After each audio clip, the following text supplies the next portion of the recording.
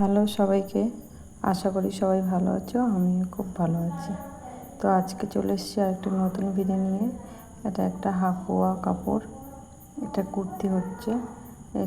লাইনিংটা আগে থেকে আমি কেটে রেখেছি, মেন কাপড়টা কেটে আমি টিচিং করে দেখাচ্ছি।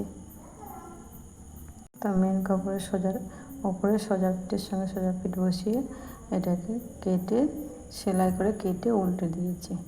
তো প্রথম ভিডিও বানাচ্ছি, একটু ভুল হতেই পারে, তো আপনারা সেটা মানিয়ে নেবেন। তো এটাকে উল্টে আমি আবার সোজা করে সেলাই করে একটা লেস বসিয়ে দিচ্ছি, সাদা লেস ভি শেপের ওপর। সুন্দর লাগছে দেখতে। এটা সামনেটা ভি শেপ হয়েছে আর পেছনটা গোল, সাদা লেস বসিয়েছি, খুব সুন্দর লাগছে। হাতটা কেটে রেখেছিলাম আগে থেকে, হাতটা সেলাই করছি। সেলাই করার পর আমি দেখাচ্ছি। এর হাতটা 3/4 হাতা,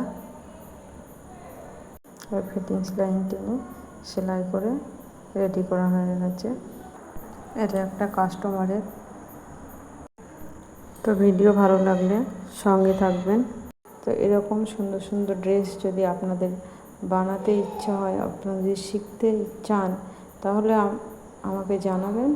আমি ছোট ছোট ভিডিওর মাধ্যমে আপনাদেরকে জানাবো বা শেখাবো। আপনারা অবশ্যই শিখে যাবেন।